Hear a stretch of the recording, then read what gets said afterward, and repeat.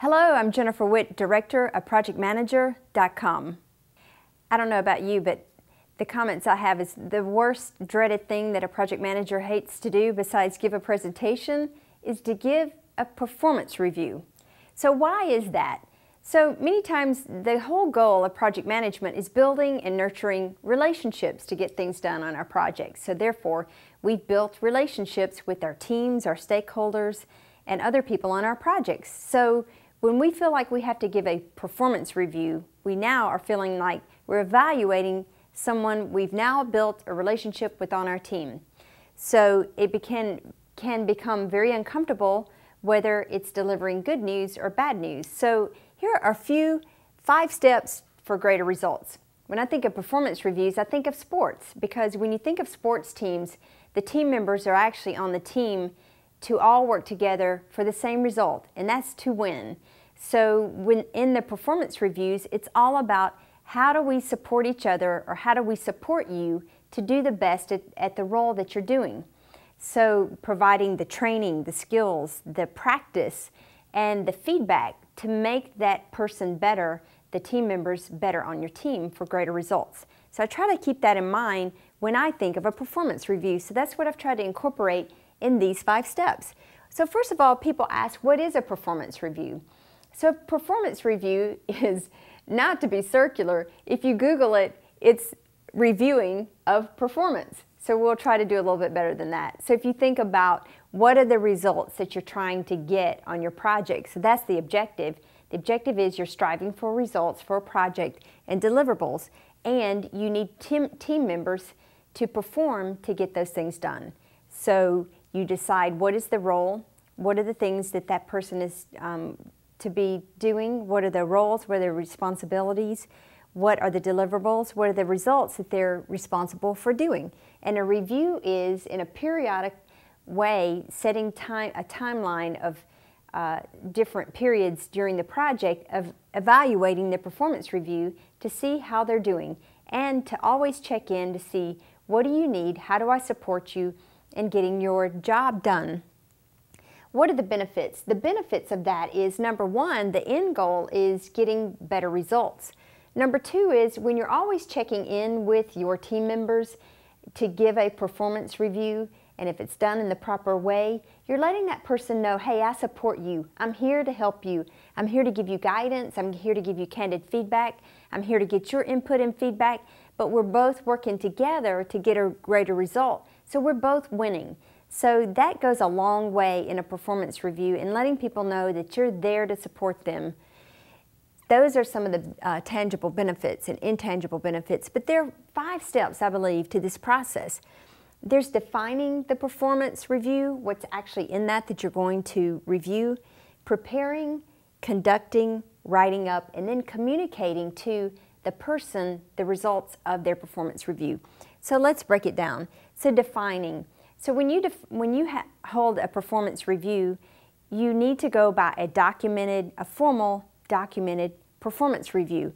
And in that, it's documented, it's agreed upon, it's very specific, and it's measurable so that the person knows what they're doing. Have you ever been thrown into a job where you didn't really know what your job responsibilities were, and then someone coming up to you later to tell you that you missed it and you didn't even really know what you were there to do?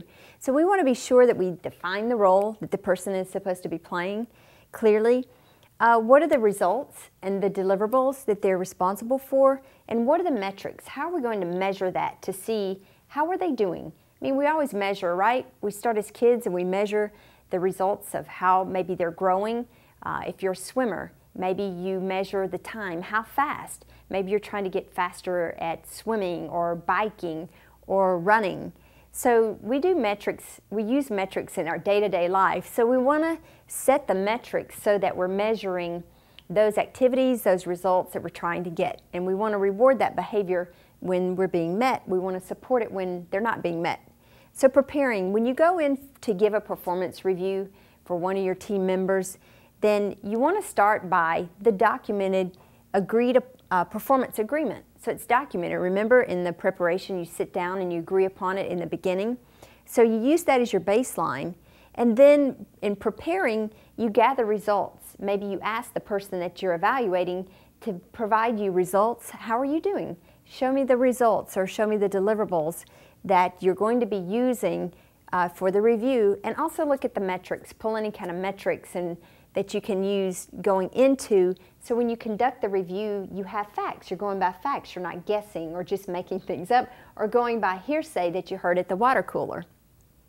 So then you sit down and you conduct the review. So it's important to let that person be relaxed. Remember, after all, they're one of your team members.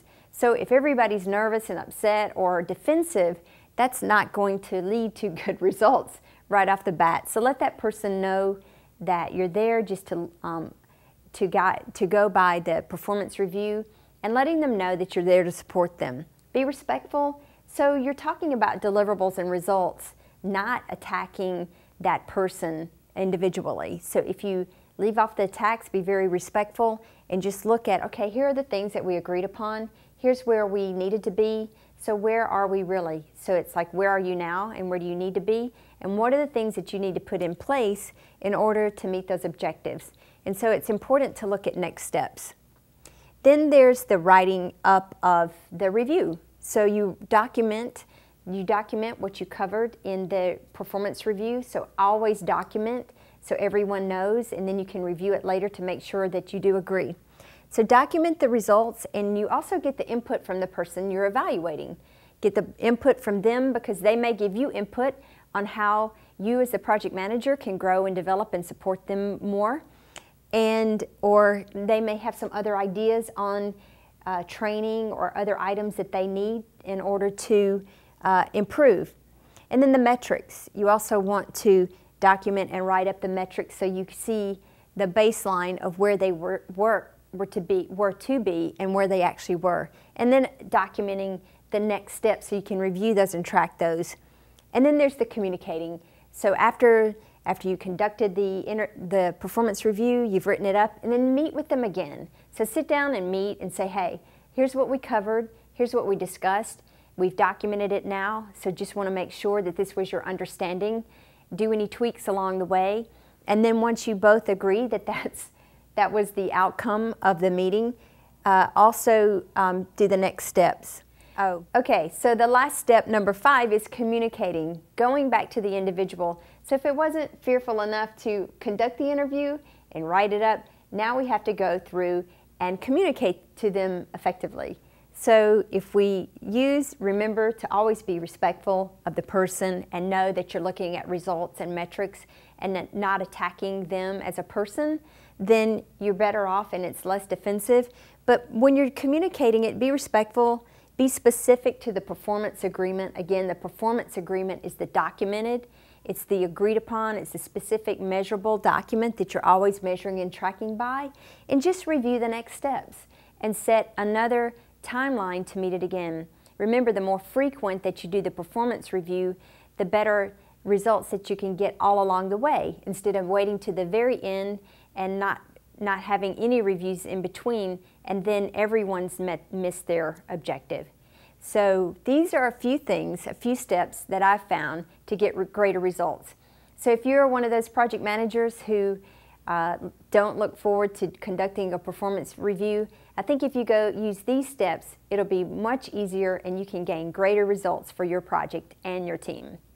If you need any tips, tools, or techniques to run your next performance review and get greater results, then visit us at projectmanager.com.